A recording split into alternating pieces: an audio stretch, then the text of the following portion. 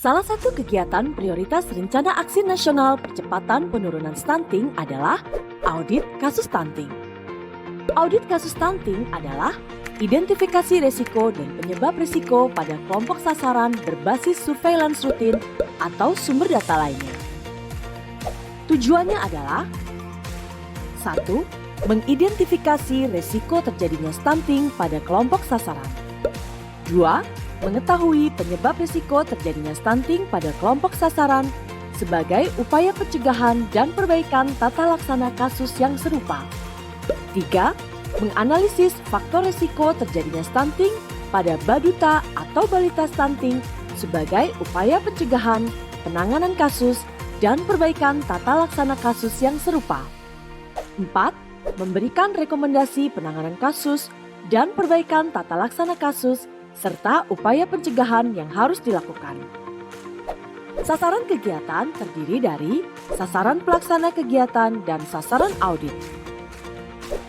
Sasaran pelaksana kegiatan adalah OPDKB Kabupaten Kota, Dinas Kesehatan Kabupaten Kota, RSUD Kabupaten Kota, Tim Percepatan Penurunan Stunting Kabupaten Kota, Camat, Kepala Puskesmas, Dokter Puskesmas, PKB, PLKB, PKK Kecamatan, Ahli Gizi Puskesmas, Bidan Puskesmas, Tim Pendamping Keluarga, PKK Desa, PPPS Desa, serta Tim Pakar.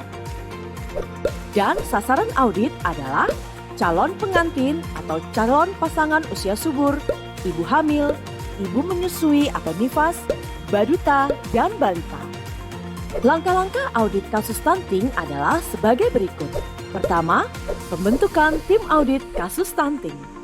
Tim audit kasus stunting dibentuk di tingkat kabupaten dan kota melalui surat keputusan.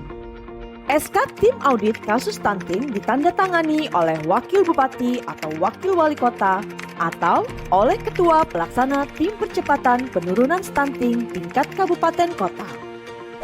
Outputnya adalah surat keputusan wakil bupati atau wakil wali kota atau ketua pelaksana tim percepatan penurunan stunting tingkat kabupaten kota mengenai tim audit kasus stunting. Surat pernyataan komitmen yang ditandatangani oleh tim audit kasus stunting.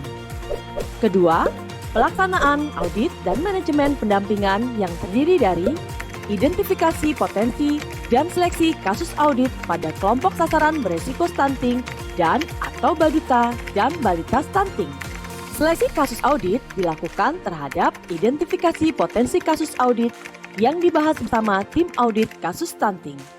Dengan pertimbangan antara lain, 1. Kasus yang tidak menunjukkan perbaikan setelah diberikan intervensi. 2. Kasus stunting yang tinggi pada wilayah tertentu. 3. Kelengkapan data. Output identifikasi potensi adalah kasus stunting yang layak diaudit. Kajian dan rencana tindak lanjut. Kajian kasus stunting dilakukan oleh tim pakar bersama dengan tim teknis untuk menentukan A. Risiko pada calon pengantin, ibu hamil, ibu menyusui atau nifas, baduta, dan balita. B. Penyebab terjadinya risiko pada kelompok sasaran. C. Rekomendasi dengan pertimbangan aspek klinis dan manajemen pendampingan keluarga. Output kajian kasus stunting adalah 1.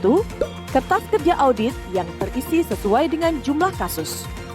Untuk kertas kerja audit kasus stunting dapat diunduh melalui link https://link.tr.ee/audit kasus stunting.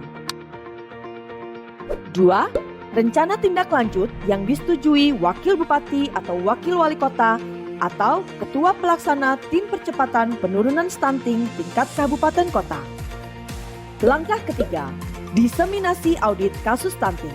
Jenis diseminasi audit kasus stunting yang dilakukan mencakup diseminasi sesuai kebutuhan dan diseminasi terjadwal. Diseminasi sesuai kebutuhan yang bertujuan untuk menyampaikan hasil kajian kasus audit yang merupakan penajaman atau rekomendasi, intervensi spesifik dan sensitif, serta intervensi pencegahan yang dibutuhkan sesuai hasil kajian berdasarkan kelompok sasaran yang diaudit. Diseminasi sesuai kebutuhan dilakukan melalui telekonsultasi antara tim pakar dan tim teknis sesuai lokus kasus audit. Tim pakar memberikan checklist intervensi pencegahan penanganan kasus audit untuk ditindaklanjuti oleh tim teknis. Diseminasi terjadwal. Diseminasi pertama menyampaikan hasil kajian dan rencana tindak lanjut yang telah disetujui oleh Wakil Bupati atau Wakil Wali Kota atau Ketua Pelaksana Tim Percepatan Penurunan Stunting tingkat kabupaten kota. Diseminasi kedua menyampaikan evaluasi berdasarkan hasil kajian rencana tindak lanjut yang disampaikan pada diseminasi pertama dan untuk mengetahui perubahan risiko kasus audit kasus stunting. Diseminasi melibatkan unsur pemerintah daerah, akademisi, organisasi profesi, pemerhati kesehatan dan gizi, tokoh agama, tokoh masyarakat, tokoh adat, media massa cetak dan elektronik, organisasi masyarakat. Pelaporan. 1. Tim audit kasus stunting menyampaikan laporan audit kasus stunting semester pertama paling lambat tanggal 1 Juli dan semester kedua paling lambat tanggal 1 Desember tahun berjalan kepada TPPS Provinsi melalui perwakilan BKKBN Provinsi dan Dinas Pemberdayaan Perlindungan Anak dan Pengendalian Penduduk DKI Jakarta. 2. Laporan audit kasus stunting juga dilaporkan oleh masing-masing OPD yang mengurusi bidang kabupaten kota melalui aplikasi Morena dengan cara mengisi capaian output dan realisasi anggaran pada aplikasi Morena, BOKB Audit Kasus Stunting, dan membuat laporan sesuai dengan sistematika laporan audit kasus stunting yang terdapat di bawah ini.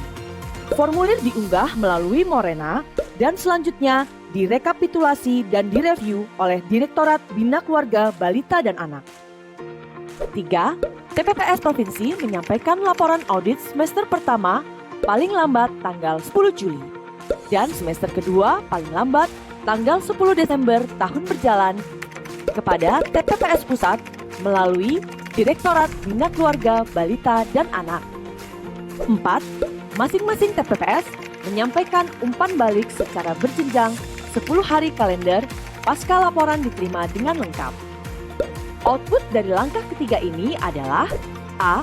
Terselenggaranya diseminasi lintas sektor, lintas program, dan pemangku kepentingan. B.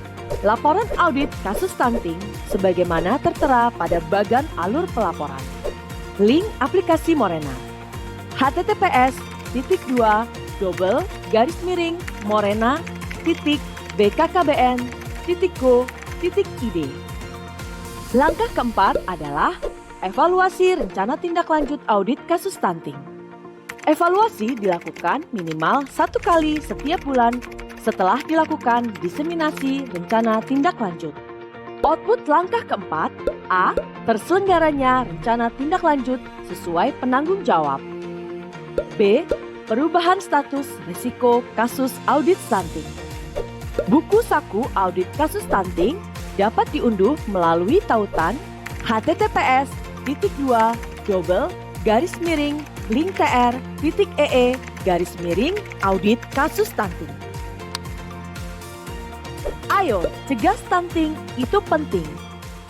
Salam BKKBN, berencana itu keren.